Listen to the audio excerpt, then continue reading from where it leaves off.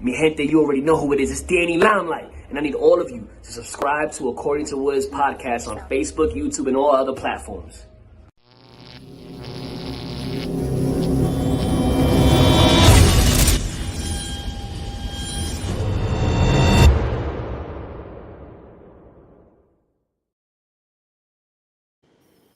What's good, party people? This is According to Woods, and I have the honor and privilege of talking to my friend. She is a doer of all things. She's a Brazilian Jiu Jitsu blue belt, a competitor of submission on the shore. She's the one and only Sophia Rose Magan. Hello. Sophia, how are you? I'm doing good. Glad to have you on. Oh, I think, okay, it's good. My dog literally pulled out the microphone like cord, and it was all weird, and then now it's good again. So I'm doing good. Dogs are essential. It's okay. Oh, I think he got it again. There we go. Okay. Better. There we now. go. Better. Yeah, my pug, he's called Pugsley because I figured, hey, Adam's family, he's joining, so Pugsley is his name. You could have went with Uncle Fester because he chews up light bulbs, but that's a different story for a different day. That sounds like an expensive fix. That's what my wife says, and she reminds me every time, like, you got this fucking dog. And I was like, yes, I did. And I also sauna during quarantine. Who does that? I don't know. I'm a fucking crazy person. It happens. Quarantine brought out some weird things in all of us, I think. I would hope so.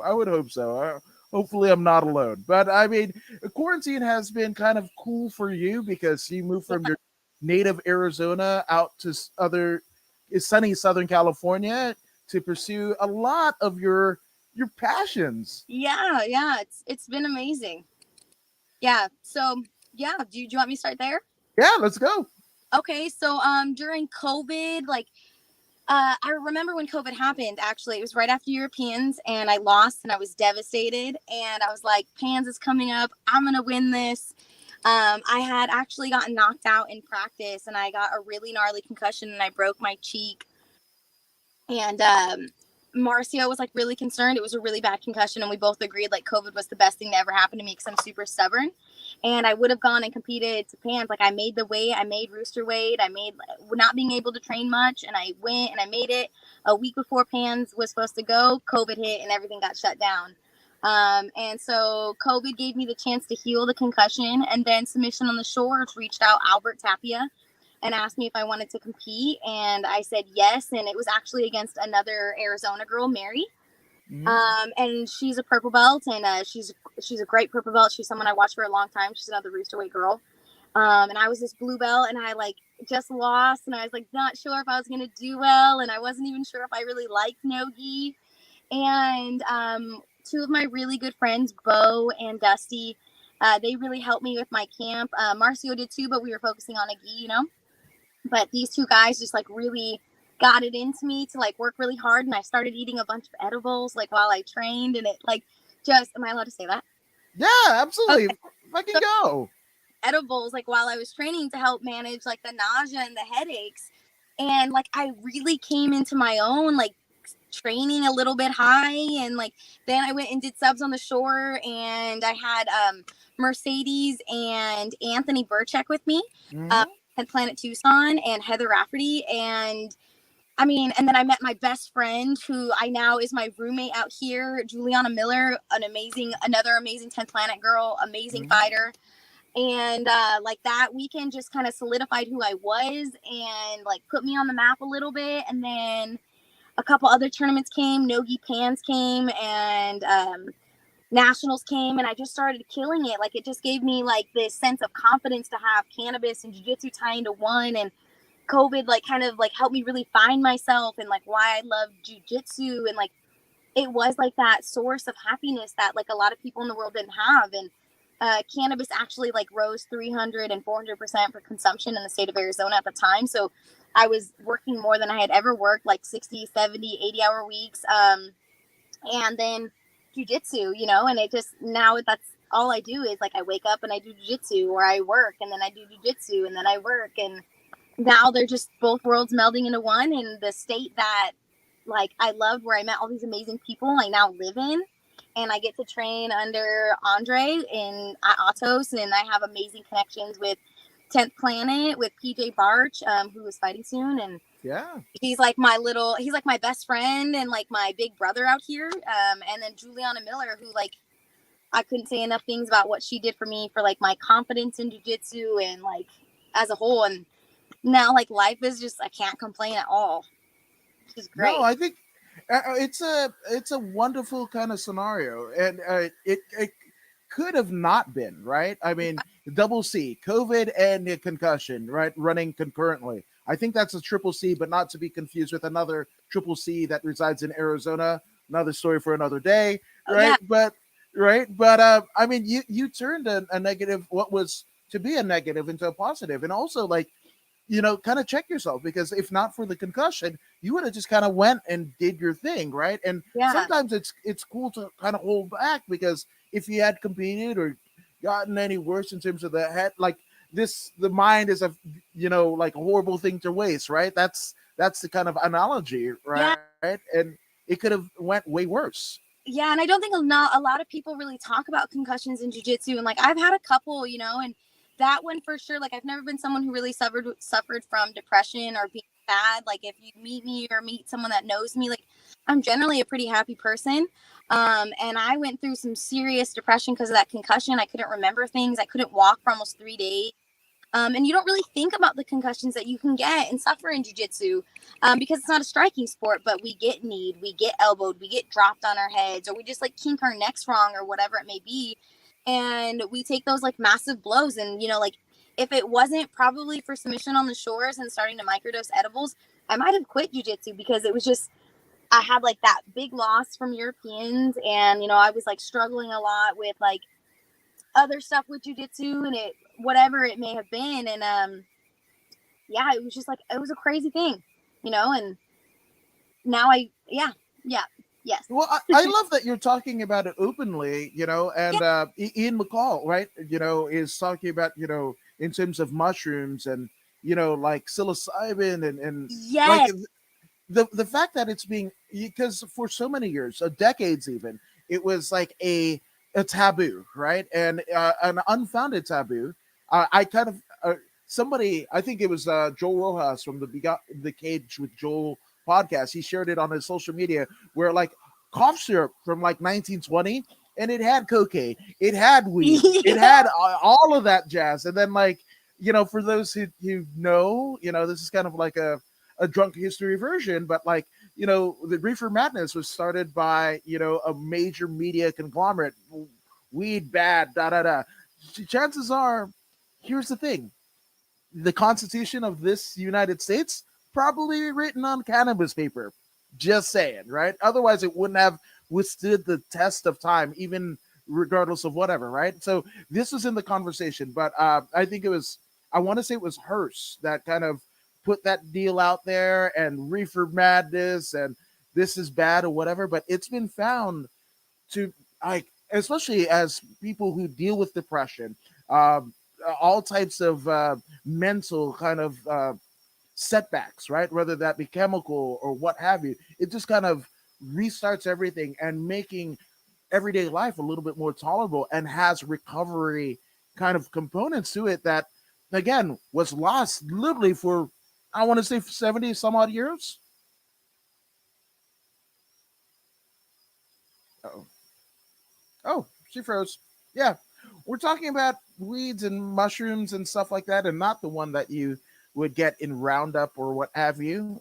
Don't consume Roundup, but it seems like we're gonna get uh, Miss Mingania back. But if you haven't already done so, hey, this is According to Woods, where we just do interviews and podcasts and all that jazz with people just like Sophia, that's going to be joining us quite shortly. But if you haven't already done so, go ahead and like, share, and subscribe to the According to Woods podcast on Facebook, YouTube, and Twitch. And just as I say that, it looks like she's returned. I'm so sorry, my phone overheated. No, it's okay. It's It was the totally phone case, it overheated it. I'm so sorry. no worries. No So keep worries. going. Psilocybin.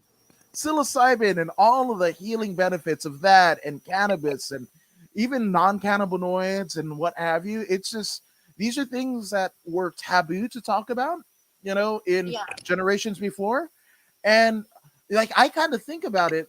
My parents have both passed away. My mom died of a brain aneurysm. My dad, passed away of a heart attack, right?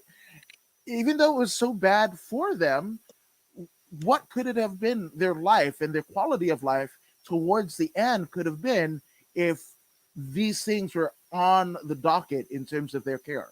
Yeah, so my dad and my mom are not against cannabis.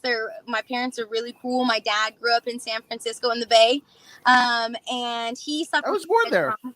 Yeah, he suffered from head trauma, and he always wanted to be present in our lives, and so he didn't take painkillers and stuff. So he would manage it with cannabis.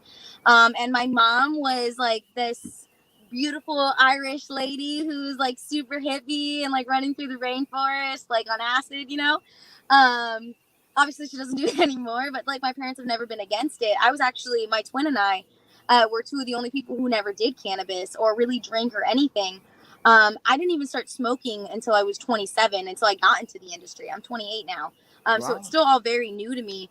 And psilocybin, like all of those kind of things were things that I wanted to practice or like try, because I know it opens up different capillaries in your brain. Right. And so that's really the only reason I've ever wanted to experiment with psychedelics. Because I'm like a nerdy person. And so I was like, oh my God, if it could trigger certain parts of my brain that aren't active now. And I always got too scared.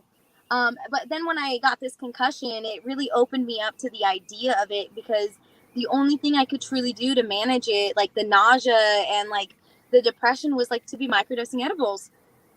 And then like in jiu-jitsu you suffer a lot of injuries, and if like you're Yes. cutting weight or whatever you're doing, taking tons of ibuprofen and Tylenol are not great for you. It's not good for your stomach lining, it's not good for your kidneys, it's not good for your livers. So I found microdosing edibles. And when I say microdose, I mean like really small amounts, like 2.5 milligrams, 5 milligrams, like just taking them throughout the day. And like, I'm not gonna lie, like I go compete, like no-gi pans, I had a phenomenal performance. I was fucking coasting. I was Yeah. coaching hard. Pans. It was the first tournament I ever did, and I won.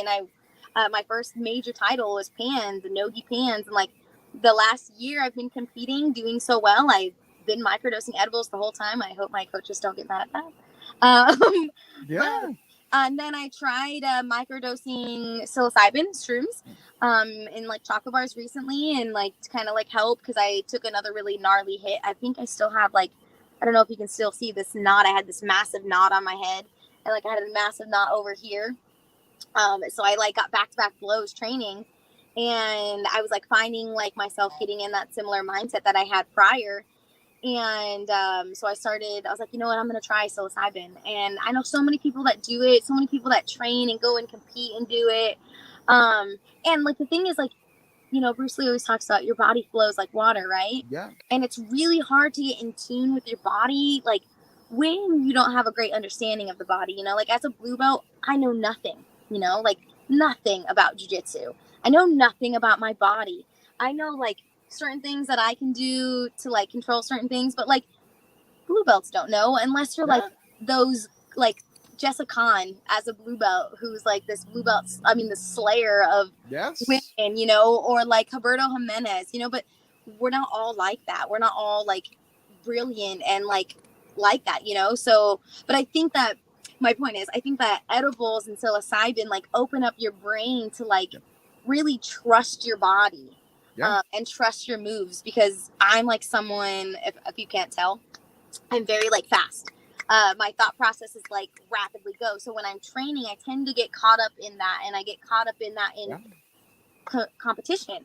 And when like I'm microdosing edibles, I'm just like happy to be there, happy to have a chance to like not only like make myself look good and like show the amount of energy and effort that I'm putting into this, but like make my team look good. And like that's something that like I really love. Like I can't even tell you what it was like to wear a Marcio Andre patch and like go and like get like the highlight videos of passing the way I did with Marcio, because like, like he's like the passing king.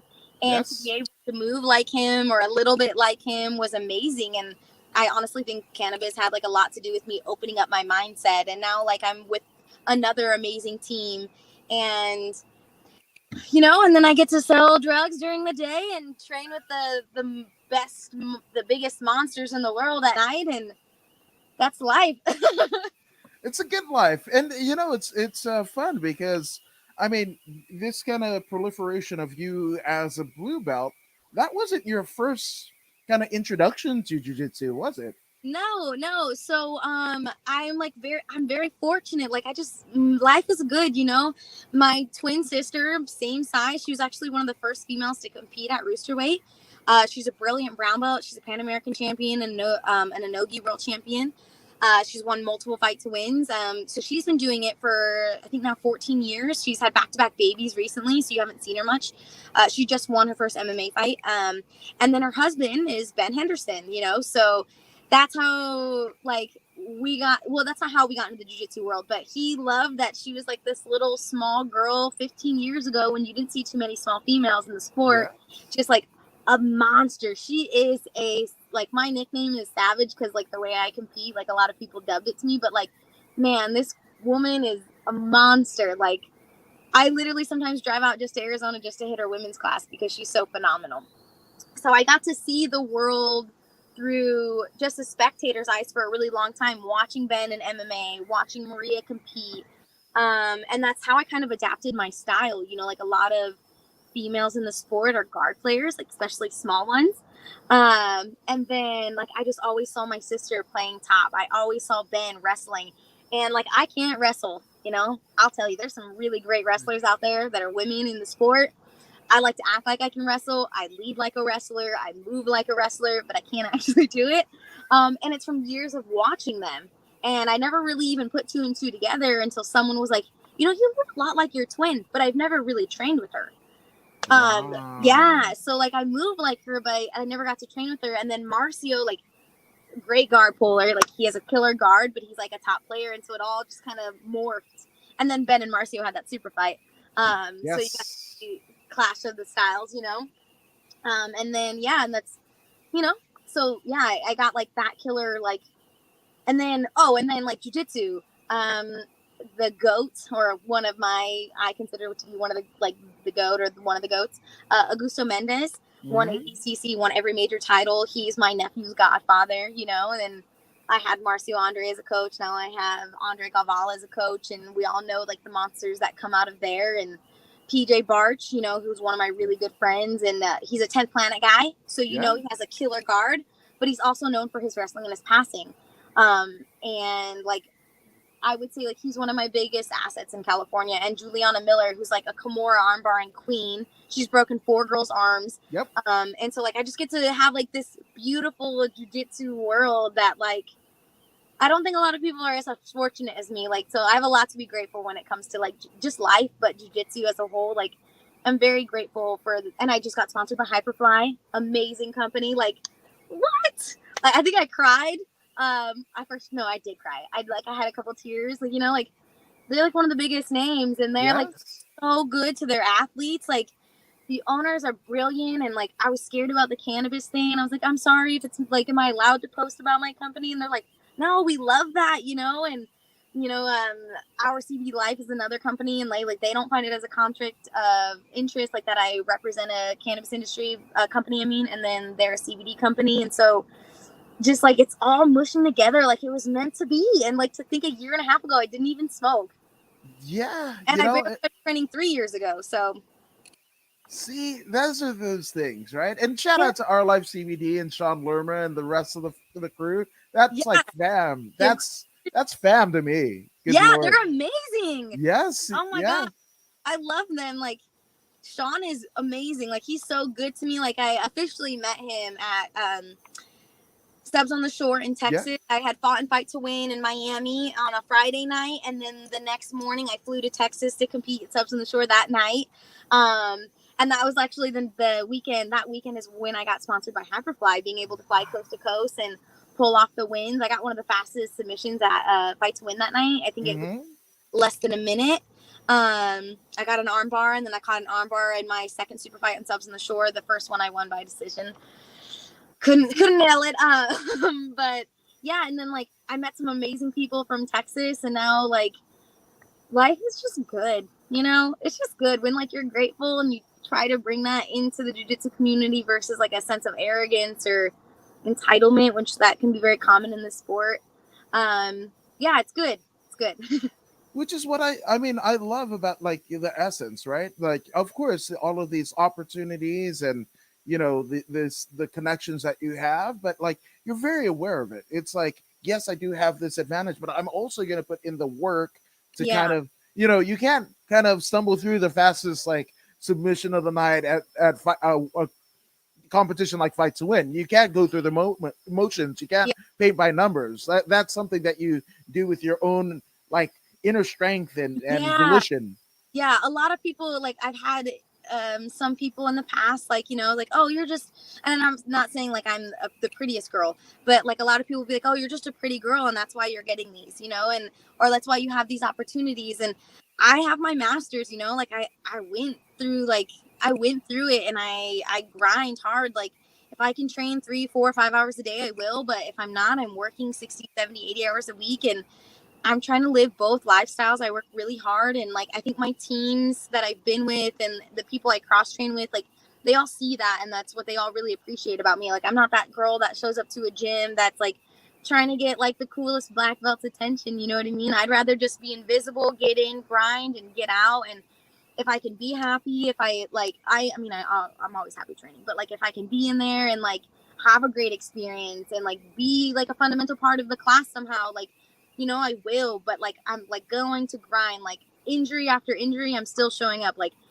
for Pans, 3.5 weeks before Pans, I dislocated my knee, and like I still hit every practice. I was hitting a morning practice, I was hitting a night practice, like hobbling in on crutches. And you know, like Marcy was like, all right, like this is like a mental game, like, you know, like we got to do this mentally. And I'm like, all right, let's do it mentally, you know, because you can't do it. And people in jiu-jitsu, yeah, they've like tried to tell me it's like because I'm a pretty girl or whatever, but I work very hard. And like I work very hard. I'm exhausted all the time. And yeah, so like you definitely can't get the things or like the wins I've gotten without the hard work.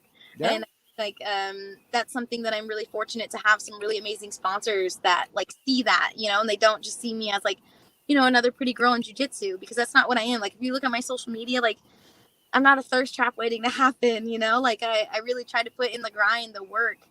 And so that's something I'm really proud of. And that's something my twin sister really showed me. She's like, don't be that girl that like is beautiful and uses that to get ahead in life. You know, like that's what you'll see in jiu-jitsu. Like, don't do that, you know? And she was like, she's someone who's actually like, girl, get out there in a bikini, you know? But she's also like, you know, make sure people respect you, not just like want to like look at you kind of thing, you know? And my dad always taught that to me, but that was a random tangent. I'm so sorry. No, that's a random tangents is what we go down here Yeah. at According to Woods, and that's beautiful. And Jackie Gone, a badass in her own right, a black belt in like a traditional martial art. Yeah, man. She's like, yes. Yeah, you know what I mean? Like, not enough people do that. And like, I was literally I'm talking to someone in jiu-jitsu, and I was like really against it because, you know, you as a girl, like it's hard, like you're constantly being preyed on, you know what I mean? And like, one, people don't always defend the small girls or the females, or like, you know, you feel weird about going into places. And like, you know, everyone knows those black belts that have a girlfriend but don't talk about it, or those girls that have boyfriends that don't talk about it, you know. And like, that's something that's really prevalent in the jiu-jitsu community. And they say like they don't want to talk about their spouses because they don't want to risk losing sponsorships. And it's like, so you're going to jeopardize your someone you truly care about for like money or for a free product, or to get to a tournament for free. And that's something no one talks about in jiu-jitsu, you know. And like, as a female, that's something that I don't think is very, I mean, to each their own. I'm not judging anyone. Like, right. The foundation of geishas is fascinating to me. Like, supermodels, get it, girl. Like, if you're confident, like, I'm not even against strippers. So like, you know what I mean? Like, if you're that confident, do your thing. I'm not going to do that, but do your thing. And I think like jiu-jitsu sometimes like really hones in on the females that really show off their body, which I think is like it sucks for the girls who put in like a lot of hard work, who are Right. more modest or a little bit more insecure or shy. So yes, sorry. So yes, No, yeah, get it, girl. But like, yeah, you know what I'm saying. yeah, 100%. Which, and I love that you're saying that. And it's not just in jiu-jitsu, right? It's in, you know, It's if social. you got a position, right? Not just social media. Heck, long before MySpace was even a thing, right? Oh, if a woman got a position or a person of color got a position somewhere, oh, it's because of their race. Oh, it's because they Yeah. might have gotten somewhere to be somewhere, and it's always persisted. And I think it's I almost love this time, right, of COVID, where like everybody's kind of masked up or at home, where you don't have to kind of see each other. You can't be judged by just the Mhm. superficial side of things, and you really have to go like, Yeah. what am I really in? Whether it be Yeah. relationships or what have you, connections, just and Yeah. it really pulls the wool over all of that bullshit.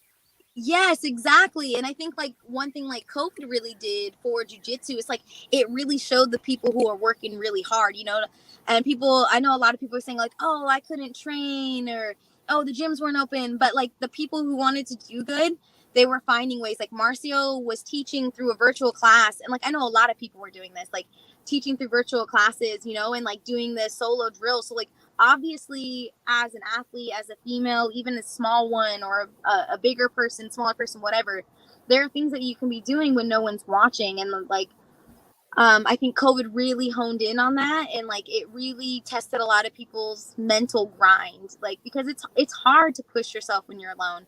You know what I mean? That's one thing I really loved about training at Marcio's, is like we're never alone, but like Marcio, man, he pushed us. Like it was a grind every day. Like it's not like a grind through roles, and that's one thing that's like really amazing about Atos, is like you get that practice in all those roles.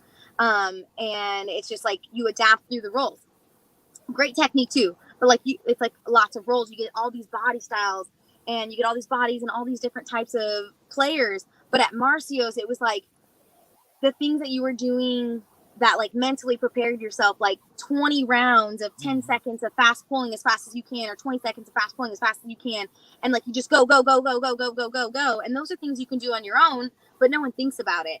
And I think COVID really shined that light on the people who wanted to work hard. Same thing in like any industry you're in. One thing that the cannabis industry is like really prevalent about, like people tend to take a backseat because it's like, they're stoners, and people think like you can't be productive with being a stoner. And I microdose all the time, and I'm telling you, like I work my ass off.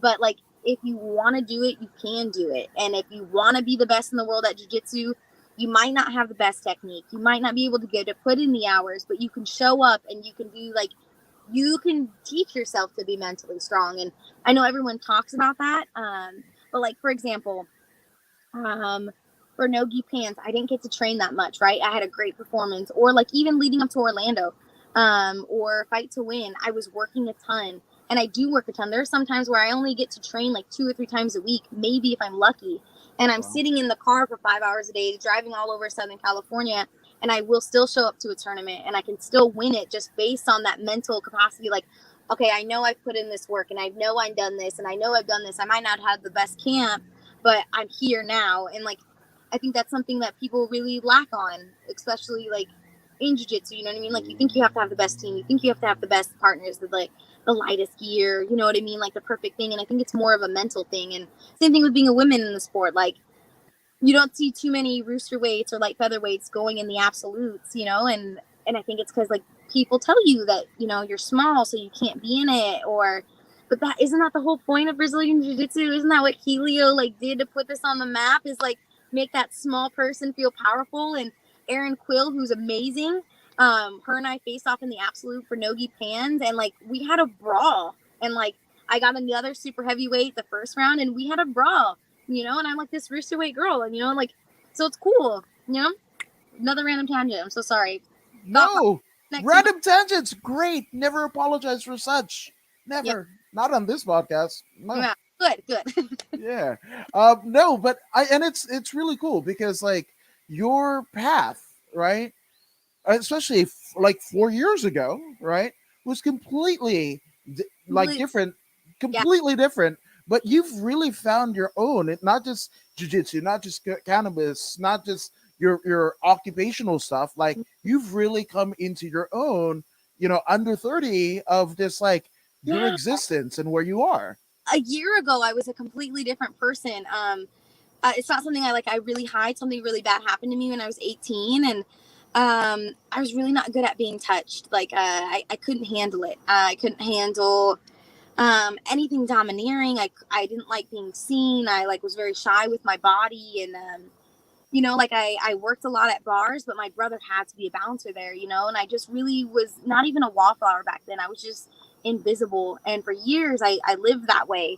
And finally, Tank Augusto, he convinced me to start doing jiu-jitsu one year. My sister had been begging me for years and years, and I loved what it did for her, and I never did it. And 3.5 years ago, I started training with Tank. And 2 weeks after I started training, I competed and I won. And it was an amazing. I remember I had I think it was 15 points, and I looked at my sister and Tank, and I was like, Mouth, did I win? Because I didn't understand jiu-jitsu. And just to think of the person I've really blossomed into, I'm way more confident. And jiu-jitsu's done a lot of that. Cannabis has done a lot of that. But jiu-jitsu's so amazing for and I always I'm the biggest advocate for jiu-jitsu because I'm so small, and I've had the worst things that can possibly happen to a female happen to me, and I'm jiu-jitsu gave me my power back. And don't get me wrong, jiu-jitsu can also be a huge trigger, you know, and I think that's something that the community doesn't always put enough emphasis on, because there are those men that will make you feel very uncomfortable. I had a really bad experience a couple weeks ago, and I almost quit jiu-jitsu because of it. And then it was it was bad, it was a huge trigger for me. And I called my best friend, and I talked to PJ a little bit about it. And Juliana was like, you can't quit. You know what it's done for you. And I'm back, but it's just one of those things that it's that thing that I don't even know how to put it into words. It's bliss. Jiu-jitsu is just so amazing for what it does to you, personality wise, and emotional intelligence, and what how it helps me transition into my work field. I'm not good at losing. I'm not good at quitting. I'm not good at doing anything half-assed. So I do everything I can at gung speed. I do need to learn to slow down a lot in jiu-jitsu. I tend to give up moves, or I fuck something up.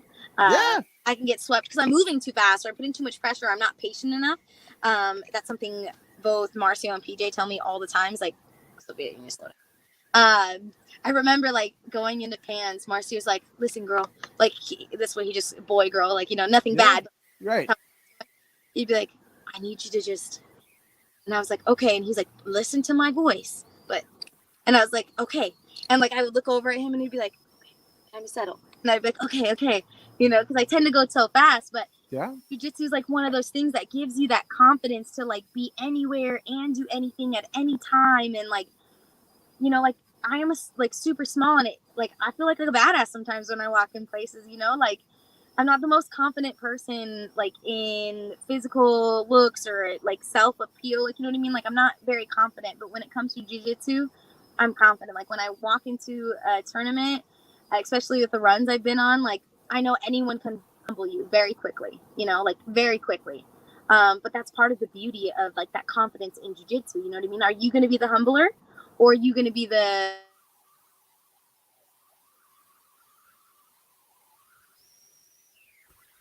So yes, I'm not the same person I was 4 years ago. I'm not even the same person I was a year ago, 6 months ago. I've had some people that have really opened up my eyes to loving myself a little bit more, and I don't think that's really talked about enough either. And jiu-jitsu's helped me get over a lot of scars. And people are you need to do therapy, and I'm like, I got jiu-jitsu. I got therapy. I got physical therapy. Yeah. No, 100%. And I'm super. I'm proud of you for being able to talk about those horrible, horrific experiences so openly.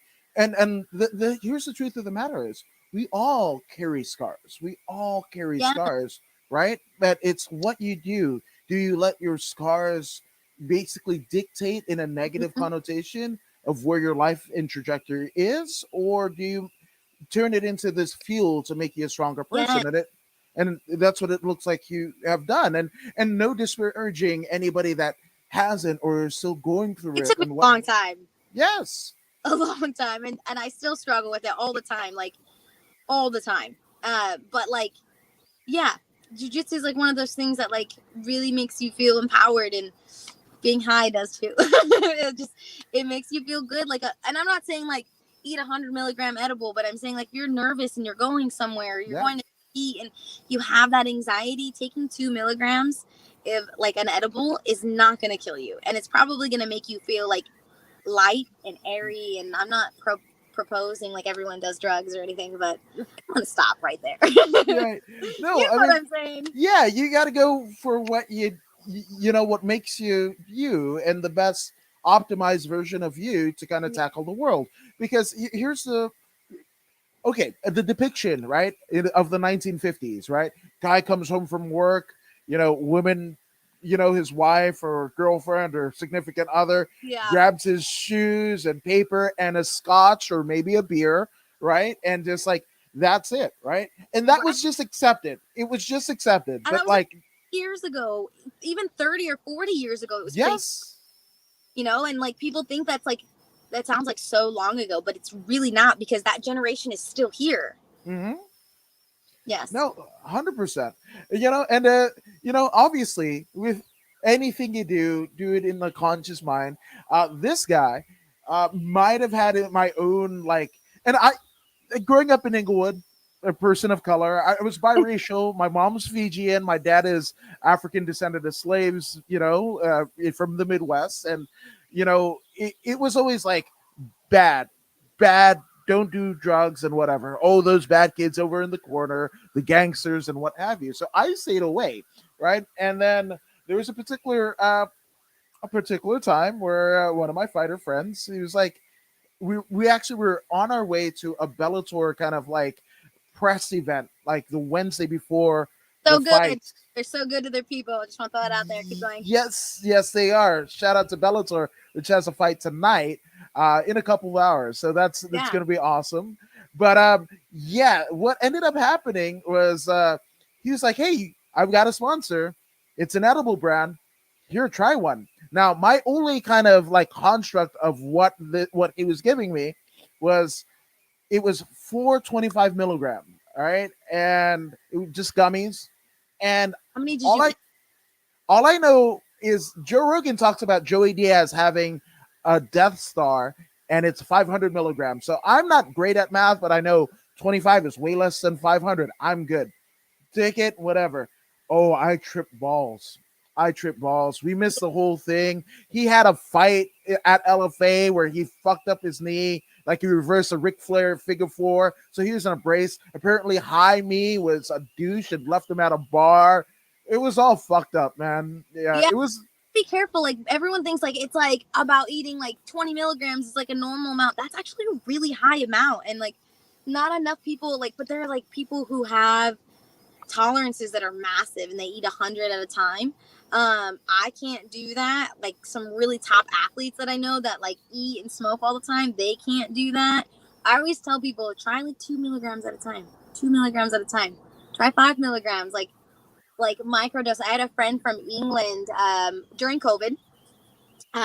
He came out, and the first time he had ever tried edibles was the last time he had come, because he comes and cross trains at my twin sister's gym for MMA. He Yeah. does camps there. Yeah. And he ate 100 milligram cookie or a brownie or something, and it was a terrible experience. And I was like, no, just let me show you how to do it. And like we microdosed all day long. I took him to like an amusement park. We played like miniature golf. And now everywhere I go, like people are like, you got edibles, Sophia? Like, cause like I'm always like, who wants an edible? I got like all these things, and like you make friends through edibles and jiu-jitsu. I think it's perfect. But also, it would be weird, like, again, like just 15 years ago, the same scenario, and we're like, oh, and then somebody would narc you and whatever. So it's like, it's kind of cool at a time where we are, where everybody's kind of exploring where they are in their For life. more more normalized in the United States too, which is a Yeah. big deal. New York just passed it. Mexico's passing it. States that like you wouldn't even like New York is a huge one, and I think Yeah. that's gonna be a ripple effect for sure. How things are going to be panning out. I think like the next big state to approve it. I'm not saying they're going to approve it, but the next big state for like the United States to take like a big stance on it would be Texas. Yeah. And because Texas is so against it, I don't even think is CBD legal there? I don't know, but Rogan probably gets something funneled through. Come on. Oh, He's, you know, I go to Texas. okay. You know, Yeah. it's a great company I'm with, Timeless. They do delicious carts, and I bring those with me. I bring edibles with me. Probably shouldn't do that. It's not legal, but you know, you gotta do what you gotta do to survive. You know, No. and like, what 25 years ago, probably a female doing jiu-jitsu wouldn't be legal in half of the United States. Right. You know, been too compromising for a female body, and it would have been too sexually geared for a woman to be doing. And like, you know, like I grew up with a very gung-ho dad, Marine, pioneer at the time in cooking. He's a retired master chef, and he grew up in San Francisco during the height of the civil rights movement. Wow. Hispanic man, and that's kind of like the attitude he's always like had with us growing up is like, it doesn't matter what the obstacles are, like be at the top. It doesn't matter if it's okay, if it's like, you know what I mean? Like, because like, you're a minority, I'm a minority. Yeah. Even still today, sometimes people shame us and make us feel wrong for being the skin color that we are. And like just like someone would make you feel wrong for me doing jiu-jitsu and rolling with a man or Right. smoking, you know? But if it feels right to you, that's what matters. And I'm not saying like if it feels right to murder someone, that's what matters. No. Right. Like, you know, but I'm just saying, you know, people, Yeah. you know how people, especially right now, like will twist your words. My Right. point is, if it makes you feel good, if it makes you a better person, if it makes you happy, if it brings happiness to other people, Yes. like that's what's important. And like, that's something my dad always taught me is like, hey, be the person that you want to be. If you're a martyr, you're a martyr, you know? And like, I think like in jiu-jitsu, sometimes you can still be a martyr, even though it's like jiu-jitsu is heavy in the females promoting it, you know, like, and it's heavy in, you know, so many people smoke, but like, we all know that there's a gym where some people still look down on some females, you know, there's always that gym that some people look down on, you know, consumption, but they'll be drinking or, Yes.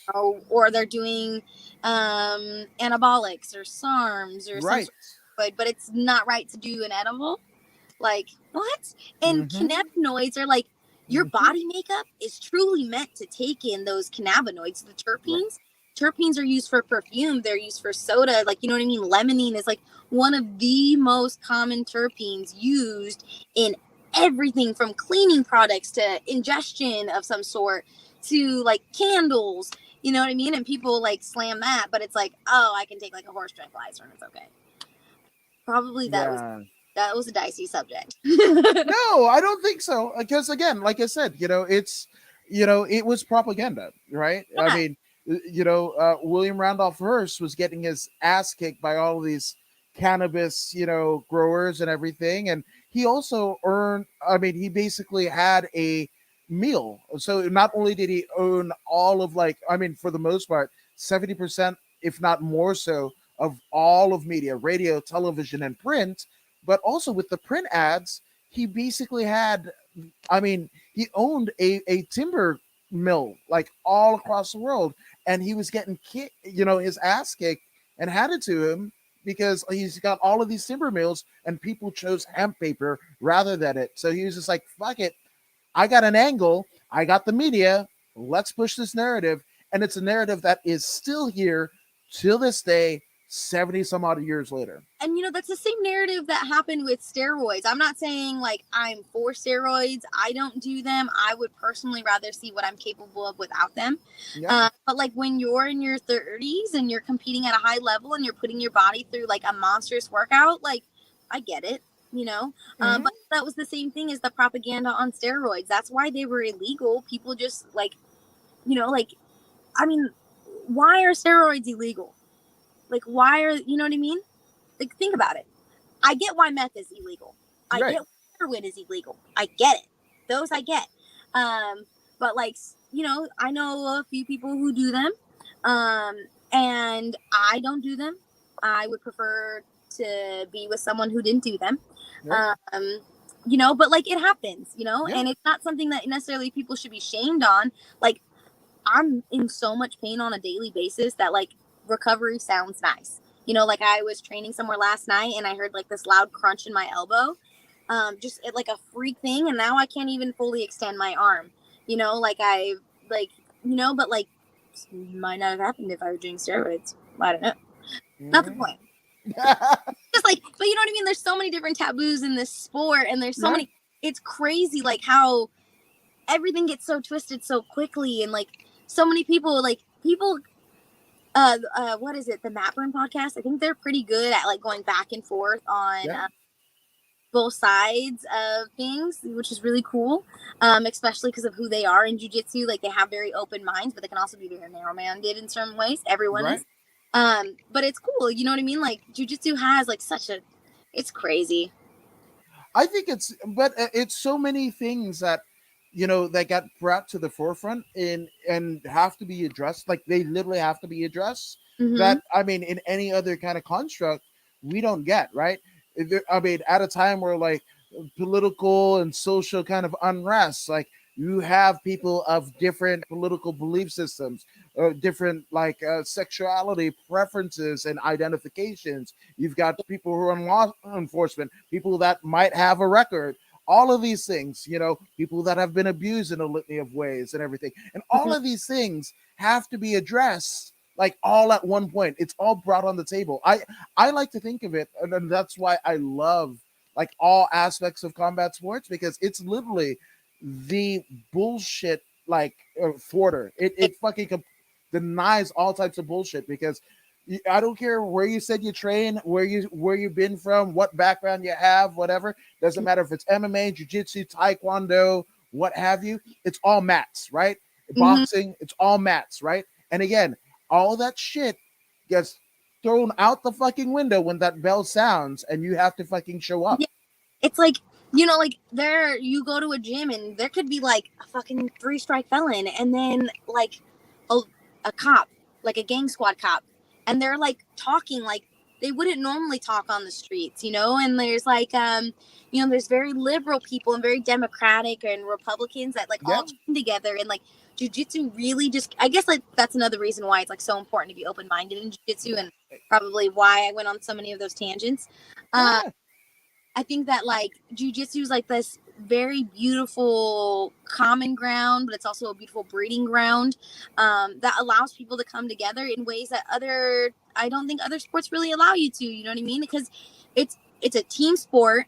You couldn't do good without a team. Like you need a team in jiu-jitsu, but it's such an individualized sport as well. And I'm not crazy into sports, but I can't really think of any other sports that really like hone in on you like that outside of like wrestling and jiu-jitsu and boxing, like those kind of things. Like martial arts is crazy when you think about it. Crazy. 100%. No, I mean, and even I would say, especially Brazilian Jiu-Jitsu, because there's catch wrestling, but catch wrestling, you get a face crank here and you're fucking pissed at somebody. Like we're fighting now. We're fucking fighting. You made my nose go like that. My nose is not Play-Doh. It's not supposed to be that way, right? There's different deals, but I and even like Japanese jiu-jitsu or sambo, Russian sambo, and like there's all different facets. But like with Brazilian jiu-jitsu, it's different because here it's still kind of weird, right? In wrestling to have a female, right? There might not be female wrestling teams, and especially on the West Coast. Like forget it, right? And it's still kind of taboo to have a woman on your team, or a teenage gal on your team, and there's no competitors, right? And so I would even say that jiu-jitsu is almost more forward thinking than a lot of other traditionals, because like because it's not weird. Like I fucking got thrown like 10 feet by a 145-pound female when I was doing jiu-jitsu, and landing at the feet of my wife, and she was just like, I told you it was frustrating, but I mean, it was totally cool. She just used better technique than I, being 80 pounds heavier, and I went a flying. Yeah. So like my sister, she's been to Russia before, and with her husband, and they thought it was crazy that she did jujitsu. They were like some of the guys were asking her husband, like, you let her do jujitsu, you know? And like the crazy thing is, like, I've dated someone in an MMA fighter before I was doing jujitsu, and this was one of the reasons why I never got into it for so long. Is it was completely against, like, he was so against me doing it. Like, I was compromising my body, I was putting myself in like sexually charged places with other men. But my twin was one of his main training partners for jiu-jitsu. Yeah, exactly. You know, and so like, and it was crazy. And I remember that one of the first times I ever did it, like the things he said to me, because I went to the lab and I got triangled by a male, and it was just like, and honestly, like, it was some of the most degrading things that you could possibly say to a female. But I was like, damn, I'm in the right fucking sport. Like, this is what I'm supposed to be doing. You know what I mean? Like, I'm gonna take my power back. Like, what? You know, and like, that's like the beauty of jiu-jitsu in itself too. Like, people are going to talk bad about you, like, and they're going to, some men and even some women will talk bad about women for doing the sport and putting themselves in compromising situations with the opposite sex or even the same sex. You know, there are people that are really against like women doing it together or men doing it together, you know what I mean? And like, jiu-jitsu is just like, man, it's so empowering because it just like makes you feel like you, and like, you can be anyone you want to be when you're training. Anyone you want to be. You don't have to be that shy, broken, damaged girl, you know? You can be a monster who is like small, but you have the weight of like Zeus behind you, or, you know, like, just for, you know, and you can feel like that on the mat, and you can be anyone at any time. And it's just crazy. Like, think about all the lives it's changed. Like Andre's story, Marcio's story, like Ben grew up with a single mom, and wrestling led him to college, and college led him to just, you know, like MMA. Like, Ben got how he got into MMA was on a dare. Yeah, he was wrestling, and people, like, some of his friends just dared him to do an MMA fight, and that's how he met his coach, John Crouch, and went from Washington to Nebraska for college, and from Nebraska to Colorado, from Colorado to Arizona, and now he owns, I think it's the number 3 MMA gym in the world. Yeah. You know, and like, that's the kind of shit that happens with MMA and jiu-jitsu. You know what I mean? Like, it's such a small community. It's such a small world, but it's so big and it's flourishing. Like, I can't even tell you how much it gets tied into my work. Like, I'll meet people that do jiu-jitsu, or I'll meet buyers or owners, or like someone will have seen a highlight video, or someone will have seen my twin sister and think it's me. And it's just like, it's such a evolution. It's crazy. Which, I mean, as a twin of, damn near identical twin of. Yeah, we are identical. Yeah. Yeah. Like, what has been some of the toughest, like, kind of deals? Good one. This is a good one. So my first tournament, one of my old teammates, Daniel, he actually get me DQ'd. I wasn't his teammate at the time, but everyone had known Maria in jiu-jitsu. Maria's like this powerhouse, and she competed a ton. And they saw me, and I think at the time Maria was a brown belt or a purple belt. I think she was a brown belt. And then they see me in a white belt, and I'm competing, and they're like, no, that's not, I don't know who that is. That's Maria. She's a brown, purple belt, whatever it was. And someone was like, no, that's your twin sister. That's happened to me before. One time I was at a UFC event with my significant other at the time, and they're like, Maria? Like, thinking I was cheating on Ben. Wow. Yeah. Yeah. Or like what was really frustrating in the beginning is everyone thought I could move like Maria because she was, you know, and that was something really hard for me. And like, everyone asked, why don't you train at your sister's gym? Why don't you train at your sister's gym? And it was like, I just wanted to have my own identity, and jiu-jitsu gave me that as a twin, you know? But like that was a struggle for sure. Everyone thought like I was like this brilliant foot locker and like could pass and take people down. And I'm like, no, I can't do any of that shit. I don't even know what you know, what's a guard? You know, like, so like, man, I would get frustrated all of the time. Like, Maria, everyone just thinks I can move like you and I don't. And I get so mad. And that's probably like the biggest obstacle. She like mentioned it recently. So I'm like a huge fan of my twin. Like, I love my twin. She's the greatest thing to walk God's green earth, you know. She's my hero. Like, I don't know too many women who have 4 kids in less than 5 years and go and win like a major event and like get back to it every time. But like, it's cool because, you know, like when I started jiu-jitsu, people knew her name. They didn't know who I was. And now, you know, people know my name. And like, it's not even because I'm the best in the world. I'm not saying I am, but like, I'm a pretty friendly person. And that's how I think I get to meet a lot of really cool people. And I always have edibles or carts on me. Shout out to Timeless. Yes.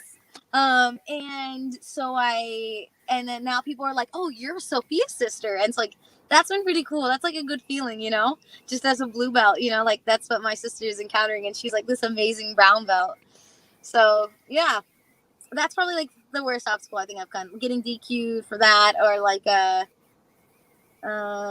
tend to like run in, like just this past weekend, someone was like, oh, you competed against me years ago. And I was like, no, that wasn't me. That wasn't me. They're like, no, yeah, it was you. Like, you footlocked someone. I was like, oh, that definitely wasn't me. That was my twin sister.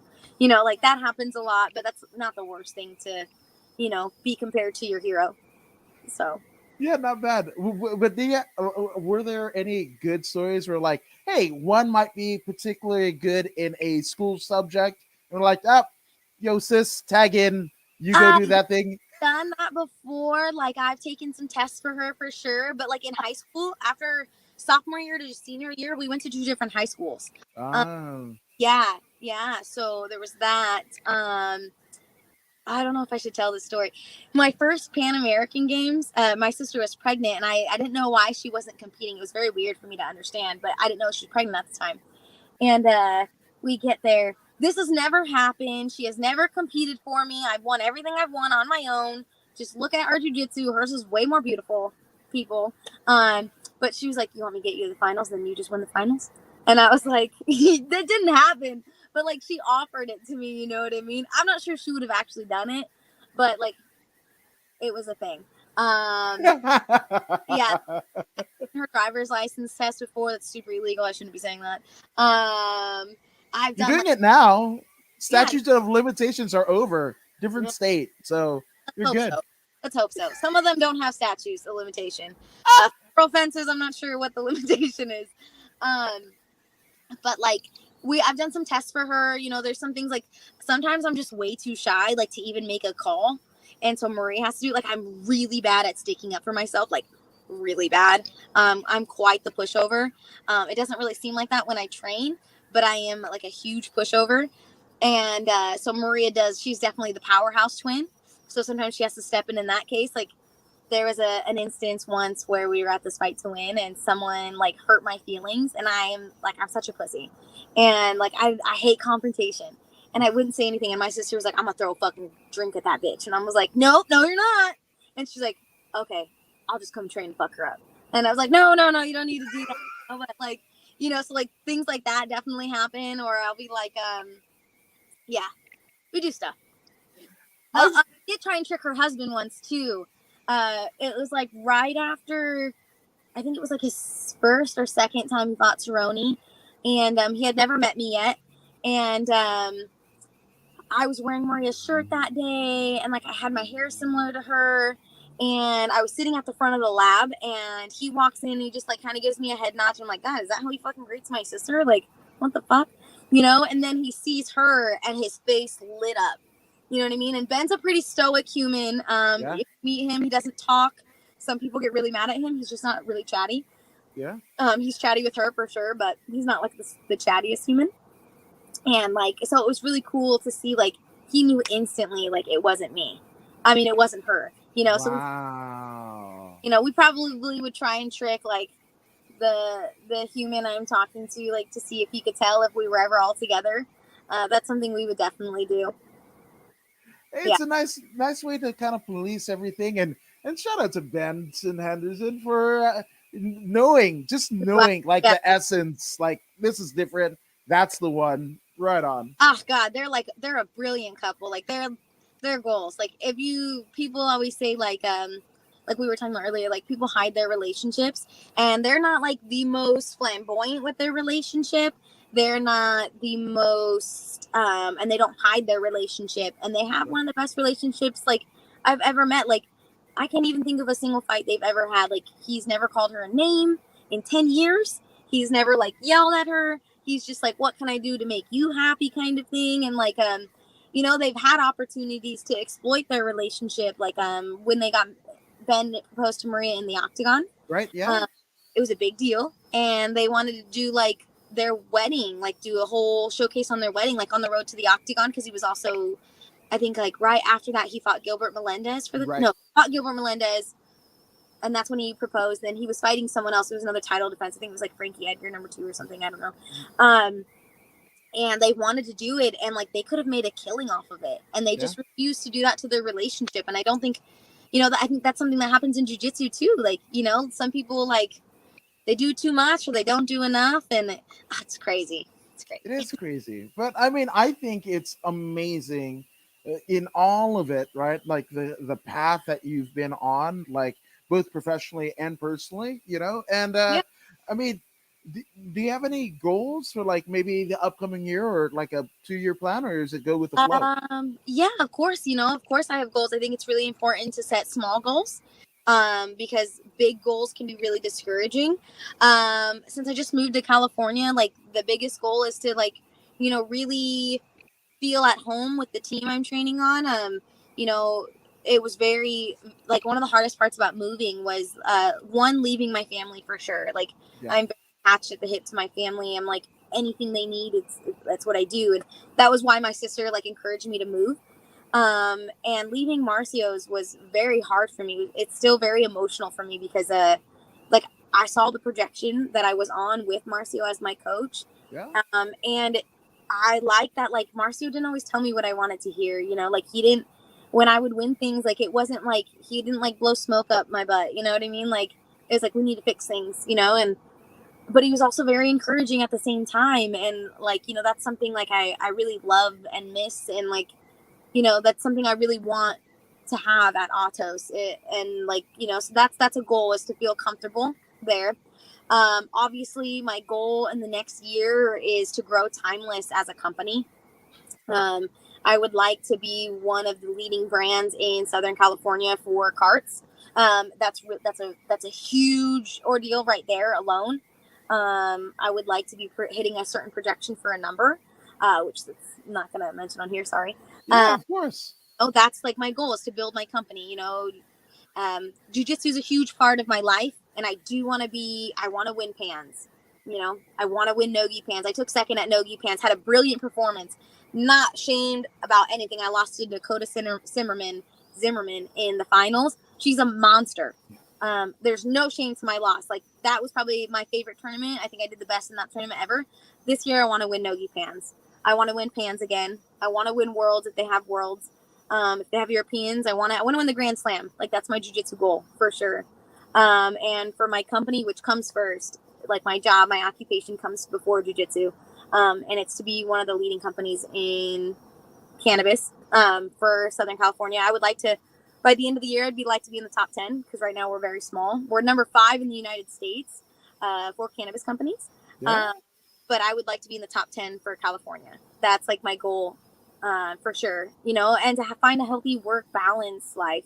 My social life is jiu-jitsu. And I would like to have a really healthy relationship. It's not easy working the way I work and training the way I train, but this person seems pretty freaking amazing, and he seems pretty ideal to like everything I do. So it would be nice to have a healthy relationship, like I think a lot of people in jiu-jitsu think you can't have a career. There's some people who do have careers, don't get me wrong. But they either had their career established, or they were already like brown or purple, had a great foundation of jiu-jitsu before they launched in their career. I'm still learning everything that I do. You know what I mean? Like I'm still learning about California. Every day I learn something new about my company. I learn a new sales trick. And every day I'm learning something about jiu-jitsu. So that's my goals. But my company comes first. I know this is like jiu-jitsu based, but like my company comes first. No, it's whatever base. Yeah. So I think like I don't think enough people put enough emphasis in like having a source outside of jiu-jitsu for an income. Like honestly, that's the Yes. reason I'm able to do so well is because I do well in like occupation, and I can bring it into jiu-jitsu, and I don't have to worry about if I lose it. Obviously, I want to win everything, but Yeah. who does? Losing fucking sucks. Yeah. But if I can win and if I can go somewhere and be comfortable and not have to share like a motel, not that I'm judging this, but like those kind of situations are not comfortable. I don't want to stay in a Motel 6 with 10 people. You know what I mean? I don't want to like worry about like if I'm going to eat or if I can pay my rent. I want to like love the sport I do and have all of the means that I need to do well. And when I travel, to have fun when I travel and to be able to come home and like now compartmentalize it with something else, you know. And I think that I'm in the perfect world Yeah. for both worlds to combine those, and my goals tie into them. Like I want to do a killer collaboration with jiu-jitsu and timeless. Like that's my goal, is to like that's another goal of mine this year, is to like have a killer collaboration between the two. And the owner of timeless is, and my boss, very supportive, and like they asked me like, hey, how can we do this, like how can we make this happen, you know. And like Hyperfly is really amazing too, and they're like oh, let us know if we can help somehow, you know. Our CBD life, you know, obviously CBD is more connected to cannabis than anything, but you know, all of these foundations are really good. I might be having another sponsor very soon that's overseas, and hopefully I'll be going overseas to compete with them. So like good things, you know. So those are my goals. Have like be in the I top lo- 10, win pans, win nogi pans, win worlds. Like the tournaments in between are really important. They're really good testing bases, but the goal is to win what really matters, you know. And not just win it, but like do it in style, you know. Do it like, dominate. yes, Yeah. you know. I really like Hell owning people. yeah. I'm 4'11", like so like being a small girl, like, you know, I want to win the absolute at pans or nogi pans. That's a dream too. Mm-hmm. Those are my I think goals. it's brilliant. I think it's brilliant. Yeah, hell yeah, dude. Make Yeah, it make yeah, those goals count. I love it. Now, obviously, Sophia, there have been a lot of people, both professionally and personally, that have helped attribute to who you are today as a yeah. person. So take as long as you need. Let's get some shout outs out of the way. Oh, obviously my twin sister Maria Henderson. She's my hero. I love her. My dad. Oh my God, my dad. Like just saying my dad, I could cry. My all of my siblings, my brothers, my mom, for sure. But my twin and my sister, I think have. I mean, my twin sister, my dad have had the most impactful like messages in my life. And my brother Michael, he's my ghostwriter. Marcio Andre changed jiu-jitsu for me as a whole. Like he really brought it together for me. Angelica and Andre have been amazing. Like I've been cross training with them for a really long time now, and every time I have showed up, like Atos is this monster that's very intimidating. And you know, to have one of the leading females in jiu-jitsu, Brenda Heller, Marcio's wife, same thing. But to have like that at Atos, and them be so welcoming when you don't always hear that about Atos, you know what I mean? You know, everyone like, I think because them being part of being one of the best people just hate on you. But Right? they're so welcoming, obviously them, you know, PJ Barch and Juliana Miller, Mercedes and Anthony Burchek, all of these people have been super instrumental to me in jiu-jitsu. Like Dom Bell is amazing. You know, there's so many really amazing people. Top 5 people. Okay, top 5. My twin and my dad. Marcio Andre for sure. I would say Juliana Miller in jiu-jitsu, and right now PJ. PJ hasn't had like a huge impact on my jiu-jitsu as a whole overall, but like he really helps me grow as a person. We talk a lot about psychology together, and like that I think is really important in life. There's one other person, I'm not gonna say his name, but he's had a really big impact on my life too. And like coming out to California, training with Yeah. Otto, um, thinking of myself differently, thinking of competing differently. He heavily impacted me in some of the best ways, and like really showed me a lot about jiu-jitsu and the community. And um, like there were times where like I struggled, like feeling if I am doing the right thing, or like, you know, like being proud of myself after winning pans. I wasn't sure if to be proud or not. And like he really like honed in on it and like He did a lot. Oh my God, Dusty and Bo. Oh my God, Dusty and Bo. Those are the last two, I swear. Dusty and Bo, they're from Arizona. Team Kimura with Jair. Dusty and Bo. They're like the biggest smack talking humans you'll ever meet, and they're cranky. And most people don't like them because they don't take the chance to get to know them. I mean, these are cranky men. These are cranky men. And they're like my saving grace to jiu-jitsu. When I wanted to quit, they were my saving grace. My under overpassing, like I really got into it with them. 50-50, not 50-50, half guard.